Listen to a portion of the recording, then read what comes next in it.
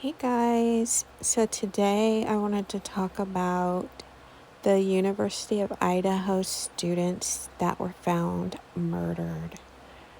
So last Sunday, the 13th of November, four University of Idaho students were discovered murdered, and they now know that they were murdered with a large knife. So, all of them were stabbed to death, which is horrible. And they said that some of them could have been sleeping because they were found in their beds. But of course, we all know that we spend time in our beds, like on our phones, reading, doing schoolwork, so that doesn't necessarily mean they were sleeping. It does seem crazy that maybe somebody could go room to room and do this and nobody else hears the screams. So apparently there are two other roommates in this house, but they were in a different part of the house and they didn't hear anything. And when the cops arrived, the front door was open. You had to have a code to get in the front door. So it could be that someone knew the code or they were let in because it's a familiar face and somebody knew them, so they let them in.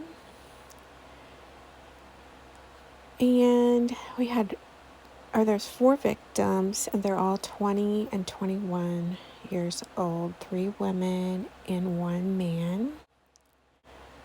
One was a couple. So, what I wanted to say is something I heard on the internet was that there was a call about an unconscious person. And a lot of people were like, why would you call somebody who stabbed an unconscious person? Well, I heard that the unconscious person was one of the other 2 people in the house who did not get stabbed. And it made me think maybe the unconscious person had killed all these people and then overdosed to kill herself or himself. And it didn't work. So then the other roommate wakes up and sees the unconscious person and then calls the police about an unconscious person. And then maybe the police don't want, or they're saying there's not a threat. And maybe it's because they know this person is the one that did it. And they're in the hospital and are waiting to talk to them. Or maybe all that's an internet rumor. But I thought it was interesting. An interesting take on the whole story. And thought I would put it out there. Because, we're just talking about who could have done it. Of course, I have no idea. But I just think it's so sad. Like, these 4 young people are just taken from us. They all seemed really happy. Like in pictures, they seem like good kids. And the only thing I can think of is someone who's jealous of these people. Because why would you kill all of them? If it doesn't make sense. How can you be mad at all 4 of them and hate all 4 of them unless maybe you live in that house with all 4 of them, So that's what made me kind of think that the rumor might be true of the 2 people that were in the house with them. Maybe one of them had something to do with it. Of course, we don't know because no one is telling us any more than that 4 people were murdered.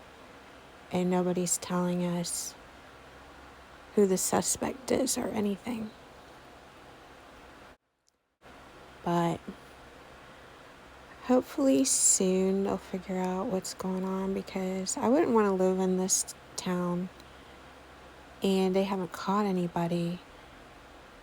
Obviously, there's a murder on the loose, whether it was targeted or not. You don't want to be around this person who can snap so easily. And wouldn't there be a blood trail? Like, if they took the knife with them, wouldn't there be a blood trail? I mean, it has to be a really messy crime scene. You'd think there'd be footprints, a blood trail. Like, something's not adding up. But I just wanted to discuss this case with you guys, because sometimes I like to have a case kind of play out a little bit before I talk about it. And in this case, we just now found out that a knife was used, so I thought it was time to talk about this case.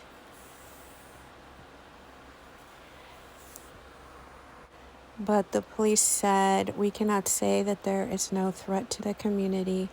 We still believe it's a targeted attack. But the reality is there is still a person out there who committed 4 horrible crimes." So I just wanted to let you guys know what I thought about this case. And thanks to my subscribers. I'll see you in the next one. Your friend you're not okay, and tell me what's wrong and why you never said you felt that way. And guess you're trying to stay strong and fake a smile until I look away. But I've known you too long, it hurts to watch your blue eyes fade to gray as you fade away, as you fade away.